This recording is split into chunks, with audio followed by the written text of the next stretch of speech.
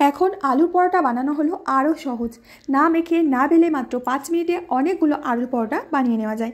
এর জন্য সিদ্ধ আলুগুলোকে প্রথমে গ্রেট করে তার মধ্যে গোলমরিচের গুঁড়ো, লবণ, কারি পাতা, চিলি ফ্লেক্স দিয়ে খুব ভালো করে মেখে নেব। তারপরে দিয়ে দেবো সামান্য একটু গরম মশলা। গরম মশলাটাকেও আলুর সাথে বেশ ভালো করে মিশিয়ে নিয়ে এখন অন্য একটা পাত্রে 1 কাপ আটা, তার মধ্যে জল দিয়ে খুব ভালো করে একটা ব্যাটার তৈরি করে নিতে হবে। যেহেতু না মেখে না বেলে আমরা পরোটা তৈরি করব, খুব ভালো করে কিন্তু ব্যাটারটাকে ফেটিয়ে নিতে হবে। তারপর মেখে রাখা আলুটা দিয়ে খুব ভালো করে ব্যাটারটাকে আবারও ভালোভাবে ফেটিয়ে নিতে হবে। তারপরে চাট মশলা, হলুদ গুঁড়ো আর কিছু ধনেপাতা দিয়ে সামান্য জল দিয়ে আবারও ব্যাটারটাকে ভালো করে মিশিয়ে নেব।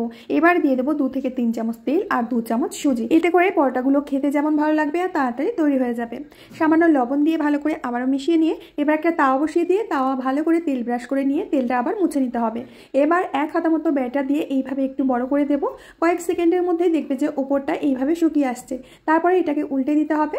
উল্টে পাল্টে একটু সেঁকে নিতে হবে। সেঁকে নিয়ে 1/2 চামচ মতো ঘি ভালোভাবে ব্রাশ করে দিয়ে পরোটাটাকে উল্টে দিয়ে অন্য পাশেও একইভাবে ঘি দিয়ে উল্টে পাল্টে পরোটাটাকে ভেজে নিতে হবে। এইভাবে একটু হালকা হালকা ফুলে যাবে, তবে একদম ফুলে বলের মতো হবে না। তবে এটা খেতে একেবারে ট্র্যাডিশনাল আলু পরোটার মতোই লাগবে। একে একে সব পরোটাগুলো ভেজে নিয়েছি। রেসিপিটা ভালো লাগলে অবশ্যই লাইক করবে, কমেন্ট করবে, বন্ধুদের সাথে শেয়ার করবে।